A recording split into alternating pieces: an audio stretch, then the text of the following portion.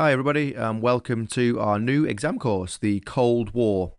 This online lesson is going to look at the origins of the Cold War, a little bit of context, backstory to how it all began, with a particular focus on the Grand Alliance, so what was happening at the end of World War II up until the end of the Cold War in 1991. Okay, it's quite a political course, this one. I mean, the Nazi Germany course is political as well, and in some cases so is the Tudor courses, but this one is just politics. So if you're not interested in politics, this could be a little bit of a bind, a bit of a chore, this course. You either love it or you hate it. It's very relevant to what's going on in the world at the moment, so if you're watching the news and you're keeping abreast of what's happening, then this course is almost kind of self-explanatory. It's happening in front of our very eyes, the new modern version of it, if you like. So follow on. If you're not sure about anything, please make sure in lessons that you are asking your teachers, because once we've moved on to the next topic, it's really important that you haven't missed something or misunderstood something, because it could play a problem down the line. All right. Another thing to note on this course, which is really important and very different to the other courses in our GCSE spec, is this course focuses primarily on consequences.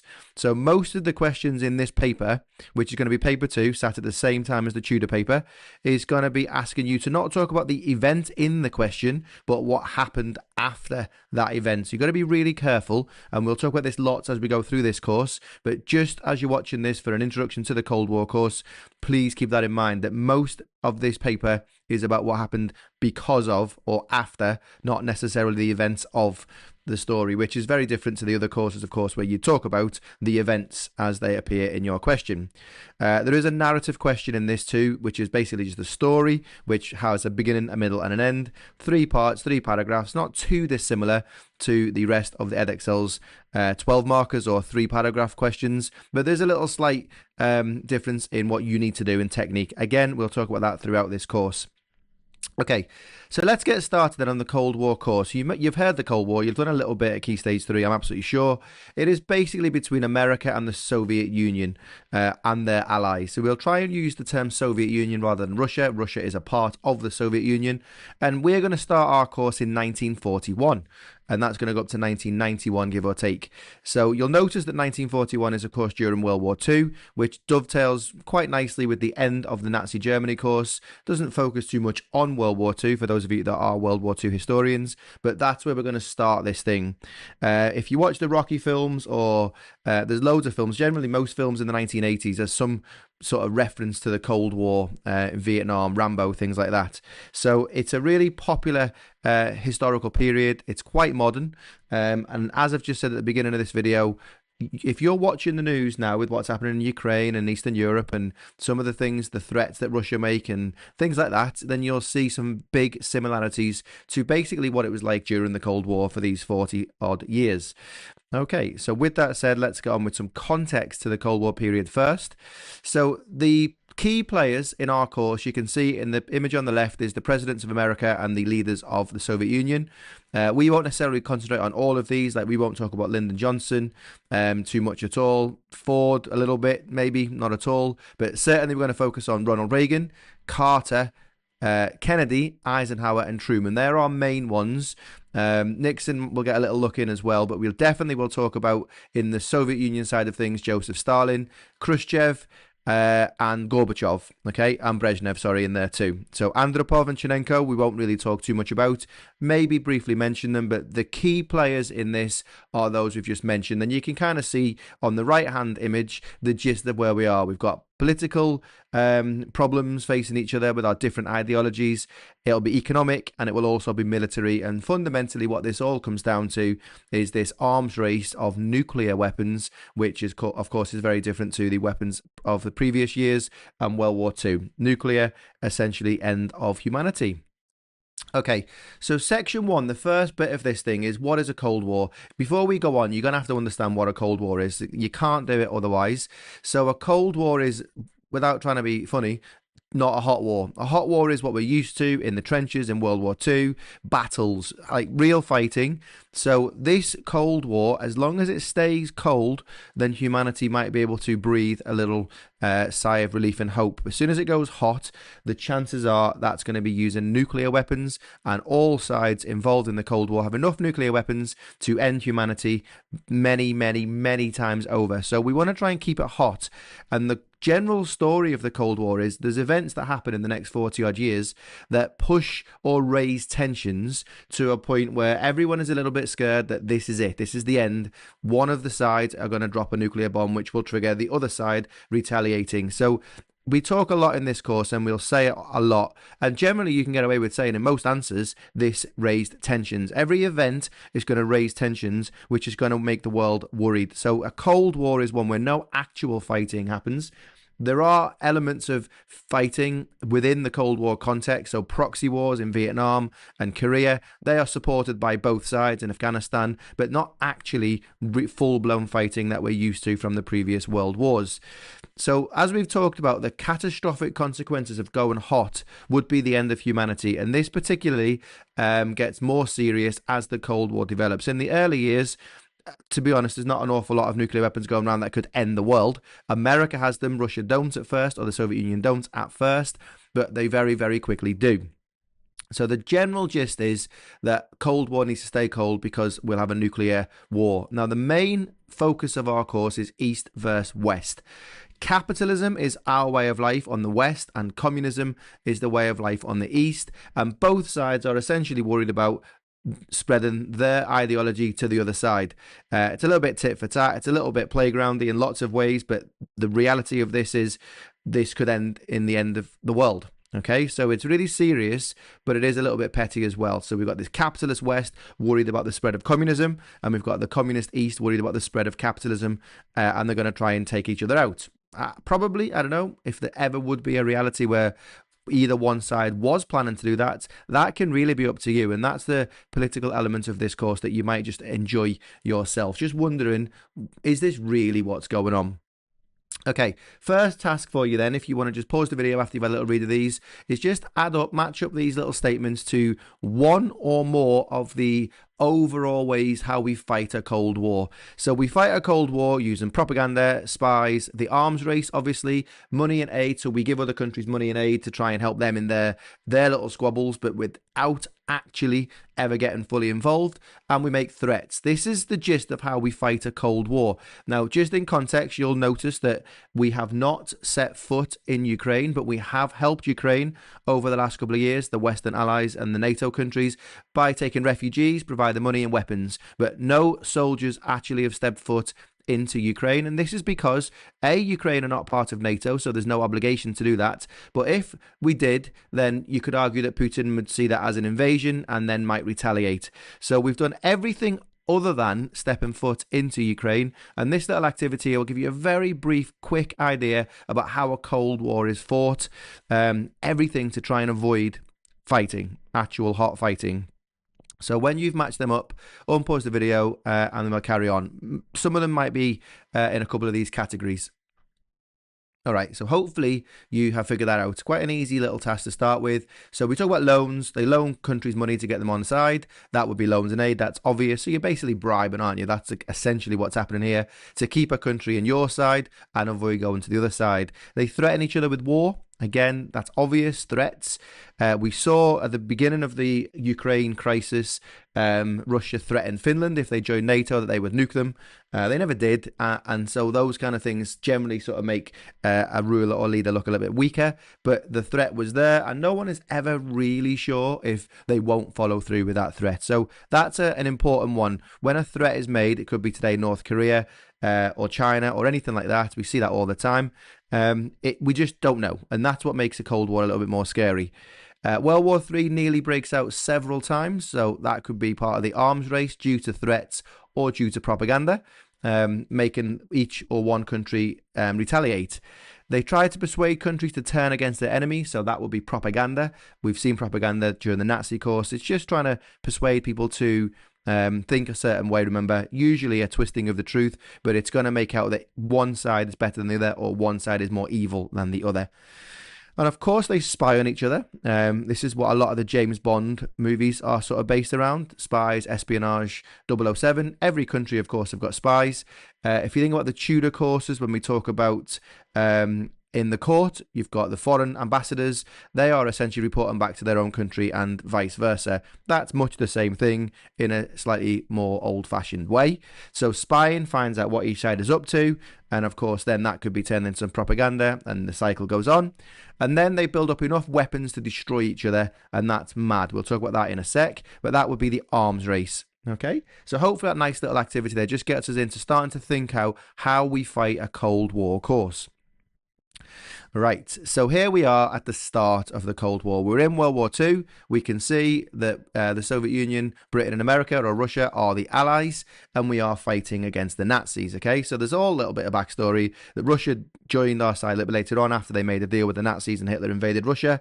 That's kind of where we are on this, okay? So this is where it ends, just one week, if you like, or so close to the end of World War II. We start the Cold War, and we all of a sudden become enemies with the Soviet Union. So our job really is to try and figure out what went wrong in these early bits. So this is the first part of the course, and this is going to be about the creation of the Grand Alliance. This is again an important bit of context just to get our head around what's going on. Otherwise, none of it will make any sense.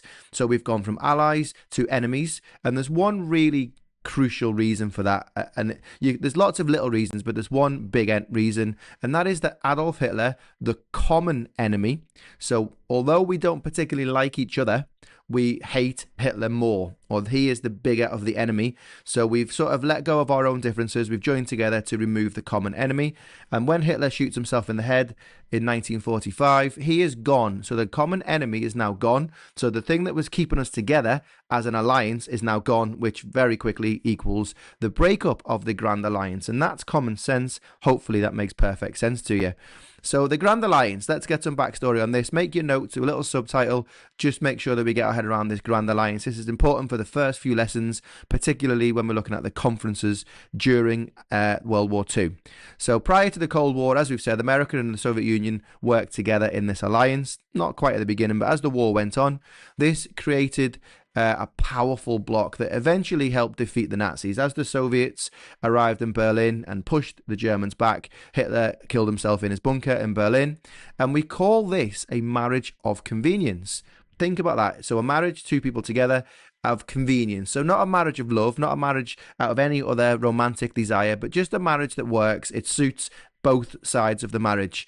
So the communist and capitalist, again, as we say, they don't like each other, but this marriage of convenience to get rid of Hitler is more important. And the convenience there is that they're going to put aside their differences and they're going to try and defeat Hitler. As it is, they do manage that. Well, Hitler defeats himself, really. But he would have been captured anyway by the Soviets in Berlin. So that's why he killed himself. So if we take a little look, and we add a little bit to our notes here for this, a quick diagram of who is the Grand Alliance. Obviously Britain, America, and the Soviet Union. So we can see in this photograph here, Winston Churchill is the British Prime Minister, President Roosevelt is the US leader, and we've got Joseph Stalin, who is the leader of the Soviet Union. They are the first leaders of the Grand Alliance. They are the ones who are going to take us through most of the war, especially when the US do get involved in World War II after Pearl Harbor. These are the main leaders, and they will be in the first two conferences that will be available on our website, as well as another recorded lesson. But this is who's starting it. They generally, in this photograph, are there together. You might look at this and think of some body language. You might look at Stalin facing the other way. You might think that Britain and America seem to be a little bit closer. But essentially, and you'll see in the first conference, that's not quite the case. Roosevelt is a fairly pragmatic leader, but also does, in fact, lean a little bit towards what Stalin wants as opposed to what Churchill wants. But in all fairness, these three are together to defeat Hitler, not necessarily to be best friends. So once you're happy that you've understood what the marriage of convenience is and the three countries and their leaders, then you can unpause the video and move on. But you do need to learn these leaders and the countries they belong to. All right, just an aside, try not to say England in this, try and say Britain. Okay, so this Grand Alliance, Hitler in a nutshell, just to make sure we understand what we've just done. They hate and fear each other because of their ideologies, but they hated Hitler and the Nazis more. When it was clear Hitler was losing, and he in fact did kill himself, the tension in the alliance and those cracks, they began to grow, and essentially begins the breakdown of the alliance, which leads towards the Cold War. Okay, nobody knows how to govern post-war Europe. Hitler has destroyed lots of Europe. He has governed, we know the story of Eastern Europe, the Holocaust. So Europe is in an absolute mess. What to do with it? It's going to come down to these three leaders, the Grand Alliance, but of course, they don't get on. So that's going to prove problematic and trying to decide what to do. And that, again, is our conferences lessons that you'll see on the website. And if you're watching this as revision, then hopefully that's a nice, strong topic for you. Okay, so the main things of the Cold War that you might be aware of, you might have heard of, I would imagine the Berlin Wall. You might have heard of Korea. You might have heard of the Cuban Missile Crisis, and you've almost certainly heard of Vietnam. So this course that we're going to look at looks at all of those things except Vietnam. We'll mention Vietnam and we'll mention Korea just in passing as we get into the 1960s, where there's tension and there's really both sides are losing the appetite to fight this Cold War. It's becoming expensive, so we'll mention them. But as topics, they will not be in Edexcel's Cold War course. The others, in fact, will be. Okay, the Cuban Missile Crisis is probably the worst, the closest we got to the end of humanity. And we'll spend some time in a sec looking at mutually assured destruction. So these are the main bits of the Cold War, but it goes much bigger. There's elements of invasions of Czechoslovakia, of Hungary, just like you're watching at the moment with the invasion of Ukraine. It's the same kind of story. So like I say, if you're watching the news, this course becomes very straightforward. So MAD, mutually assured destruction, is the theme of this whole Cold War course. We are never sure, like I say, of whether America or the Soviets or their allies might drop a nuclear bomb. Now, essentially what we're looking at here is gangs. Like the alliance system at the start of World War One, we talked about that in Key Stage 3. Each ally is going to have access to nuclear bombs. Generally speaking, provided by the Americans or the Soviets to their alliances, but each country is developing their own weaponry, and especially as the Cold War goes on, there is enough nuclear bombs around the world that can end humanity forever, or certainly not forever, but I feel like Albert Einstein, I might be wrong on that, but Albert Einstein said that World War IV will be fought with sticks and stones. And I think the reference there is that World War III will be nuclear, will end humanity, and basically we'll all start again as cavemen, trying to restart the whole story as it started thousands and thousands of years ago. So that's the general fear of the thing. But mutually assured destruction basically means a guarantee that if you attack us, we'll attack you. So we are mutually guaranteeing, assuring the destruction of humanity. So MAD plays a part in every political decision, but some of these events that we're going to talk about throughout the Cold War course push and push and push and push closer to, essentially, cartoon-wise, says pressing the red button, dropping the bomb. Cuban Missile Crisis is one of the most serious during this period, where the world probably thought this was it. All right, so this plays a part in everything that we're doing. So the two ideologies, just to remind you a little bit from Key Stage 3, is you've got the West is capitalism. Capitalists believe everybody should be free to own property, make as much money as you want, as you can, work as hard as you can. There's no limit to how rich you can become. There is markets, there are competitions in buying stuff. Basically, it's about making as much money as possible and profit. That's capitalism. That's our way of life. Obviously, with capitalism, you end up with people who suffer and struggle, end up at the bottom of society.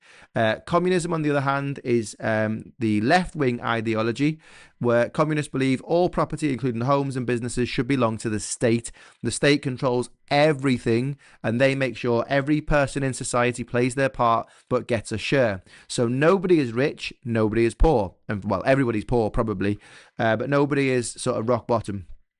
And there's some sort of logic to both of these ideologies. We obviously are very much pro-capitalist because that's how we've been brought up. That's what we see every day in the businesses and the cheaper goods in our countries, because there is competition. You want to go with Vodafone, 3, O2, then there's competition that brings the price down. If there's only one company selling stuff, then obviously they can charge whatever they want. So we are very much just looking at this as a shell of our course, capitalist versus communist. The whole point being both sides are worried about the other one spreading and removing or taking over theirs. That's the gist of the Cold War course. Everyone's scared of either side that they are not. That's it, okay? Hopefully you understand that. If you're not sure about the ideologies, please speak to your teacher, because it's important that you understand this. But you should be aware of communism and the fear of communism from Key Stage 3, both when the Russian Revolution took place, but also the communists during the Nazi course, why they were a threat and why Hitler wanted to remove them, because the idea is they would take control of all the land and share it out equally, which would take away your profits. So two very different ideologies, polar opposites, are about to clash with the almighty power of nuclear bombs behind them. So just a little activity for you. Make a table like this on your Google Doc or in your book, however you're making the notes, and just see if you can put each of these into one side or the other and see if you get it right. Unpause the video when you're ready, and we'll have a little look if you were correct. Right, welcome back. So let's just see. So individual rights goes in capitalism. We have rights, we have responsibilities of the individual. It's not necessarily up to the state what we do. They'll obviously put laws and things in place, but it's up to us. Communism, the rights of the working class. Remember, everyone is going to be working class under communists. So that would go into communist, the workers' rights. Individual freedom. Some have power and some don't. That's capitalism. That's just the way that it has to be. You have the rich, you have the poor, you have managers, you have workers. That's the system, okay? A classless society and equal. So there is no middle class, upper class, working class. Everybody's the same. Everyone's equal. That's communism. Free competitive trade. That means that companies can charge what they want, but also they're likely to charge lower to keep in competition with other companies. There is more opportunities, more options for the consumer, for us, to buy things and therefore choose where we go, which brings down prices. That's competition in trade. In communism, all property is owned by the state. No competition. The state charges what the state charges. Everything is going to be really basic. And then in capitalism, we have democratic elections, a choice of parties to vote for. In communism, generally, we have a single party rule. All right. Now, some of these countries, like North Korea, portray to be democratic with an election, but you can only vote for one party, or it's guaranteed that one party is going to win due to corruption, or whatever you want to say. But generally speaking, a communist state has one leader in charge, or one party. Okay, so hopefully you got those things right. If you didn't, don't worry. This was just a little way of you thinking about these ideologies just a little bit. Our course doesn't necessarily question this. It's just you thinking about why this thing is happening, East versus West, our way of lives in both sides being questioned and challenged. So why is this important? Okay, so World War II, Europe has been devastated by the Nazis. You can see on this map this sort of split down the middle, the Iron Curtain, which we'll talk about in future lessons, or if you're watching this as revision, then you should know that now. Europe was split west and east, okay? The nuclear capability of the West versus the nuclear capability of the East. So this is what it is. Western Europe is capitalist, Eastern Europe and into Asia is communist. The thought or the worry is that these things are spreading or pushing across, that red is moving west and going to take over our way of life, and the Soviets believe that we are pushing capitalism the other way. You can see quite nicely in this picture here, but that's why it's important, because that is the foundation and basis of the Cold War and these alliances. So the Soviets will have communist allies and the West obviously will have capitalist allies. So the fear is, just to summarize, just to make sure you fully understand in the simplest way possible, the USA fears communism spreading west and the Soviets fear capitalism spreading east. Hopefully you're okay with that. And this is the image that we're going to use more in our course. If you're in school, you're watching this because you missed a lesson, you'll have a copy of this to stick in the front of your book, and we'll constantly refer to this map. You can see the red and you can see the blue. And this is where a lot of the tension happens in Europe. Most of the Cold War is fought in Europe. There are elements around, so Cuba, obviously, as we've talked about, Vietnam, which is not in our course, but you know is a massive bit, and a little bit of Afghanistan as well later on in the course. So most of it is centered around Germany, surprisingly, because that's where the problems were in the war, Germany and the Nazis. So somebody has essentially had to take control of this vacuum that's been left by the Nazis being removed. And you'll see the Berlin Wall is in Berlin, the capital, and so on. Hungary and Czechoslovakia, you can see in this map, become very important places.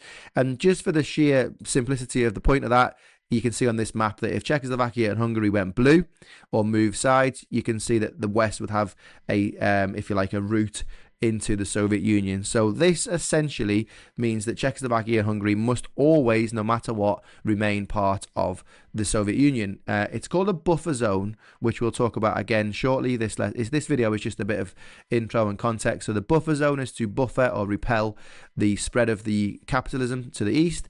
I saw almost, if you like, a barrier to protect the Soviet Union. That is what the Soviets see it as, but of course the West see this as buffer zone of them pushing and spreading communism to the West. Okay, so Czechoslovakia and Hungary, almost like the heartbeat, if you like, the hole into the Soviet Union, must stay Soviet no matter what, cannot go capitalist. That's a large part of why the fighting happens in those two places particularly. All right, so another very quick little task for you to do, just to make sure you do understand this. Pause the video. You can do a little table if you want, capitalist and communist, and put them in there, or you can write it like this and do some arrows to match them up. When you're ready, do you want to check your answers? Unpause and come back to the video. Okay, so a belief or set of beliefs held by a political party is a doctrine. We'll meet lots of doctrines in this course. That is basically the views or the beliefs held by a president or a leader of the Soviet Union, and that forms everything that they try and do whilst in power. Mutually assured destruction is obviously mad. A promise of nuclear retaliation. I guarantee that if you drop a bomb, we're going to drop a bomb and we're going to do everyone in. A deterrent is designed to stop an action through fear of a consequence. That usually comes from a threat. A collection of ideas or ideals shared by a group of people is an ideology. So communism is an ideology. Capitalism is an ideology. Nazism is an ideology. It's just this belief, all right? And then an ideology principally based in the East, shared with responsibility of the government, is of course communism. And the last one, capitalism, an ideology principally based in the West, with individual responsibilities and economic competition, so trying to get profit. This is a little summary of this first lesson. Hopefully that's really clear for you. That is where we are. Okay, so just to finish, these two sources, now you won't necessarily recognize the leaders, but just pause this video and write down what you think these sources are reflecting. What can you see? What observations can you make? And what's the message of both sources? This will finish this lesson off today, and then we'll finish the lesson and we'll have a little think about where we're going as this course carries on. So first picture, have a go, and then come back, unpause the video. Right, so hopefully with the first picture, what you can see here is we've got barbed wire in the front, might reflect World War I or the type of fighting that we've just done in a real war, a hot war. And we've got soldiers fighting with bows and arrows, firing arrows at each other. Now, you might think to yourself, well, that's kind of silly. But you can also see the bombs, the hydrogen bombs, the nuclear bombs behind. But what's interesting is the little sign on there that says, on no account to be used because of the enemy might retaliate. So we've got these massive nuclear bombs that could end this war. But here we are fighting with primitive measures, arrows and bows, like we've always done. And there's no need to do that, because even though we've got all these massive bombs, looks like the chances are we're not going to use them. Both sides have the same sign on them. Hopefully that gives you a little gist of this nuclear threat, this Cold War. There'll be lots of silliness, but no actual fighting, because once you drop one of those bombs, of course, mutually assured destruction. And then the other picture shows Kennedy and Khrushchev, JFK, sitting on nuclear bombs, basically having an arm wrestling match. You can see that they're sweating. This is a back and forth kind of thing, as you know, with an arm wrestle. One might win, then they might come back, but you can see that both sides are about to press their button, which will blow up the other person. So this is, again, a symbol, hopefully, an image of struggle, of tension, lot of sweat bouncing off Khrushchev. That's the point of a Cold War. It's like an arm wrestle where one gets an advantage, then the other pushes back, and they're just constantly wrestling with each other. As soon as somebody wins this arm wrestling match, if somebody wins this arm wrestling match, then basically humanity loses. That's the message. So these two pictures are quite a nice way to start this course, just to get your head around a little bit where we're going with that. And that is the introduction and context of the Cold War course, the Grand Alliance being created to defeat Hitler, and then their sort of tensions based on their ideologies, and just a little sort of overview of what each of these ideologies look like. So once you finish this video, if you go to YouTube and you just type in history bombs and Cold War, you'll see an amazing video. In school, we're going to watch this almost weekly, because every time we do a new topic, we'll watch a little bit more of the video. But at the start of the course, and then definitely at the end of the course, watch it again. It is utterly brilliant for an overview of the Cold War course. So thank you very much for this lesson. Remember, as it's really important, the first one for context and overview, if there's anything in this video that you've not understood, please speak to your teachers, because the rest of it won't make much sense if you haven't got this first bit. All right, so as always, thank you very much, and the rest of our lessons will be found on stchistory.com. Just find the subject that you're looking for, particularly when you are revising. Okay, thank you very much, and we'll see you on the next video.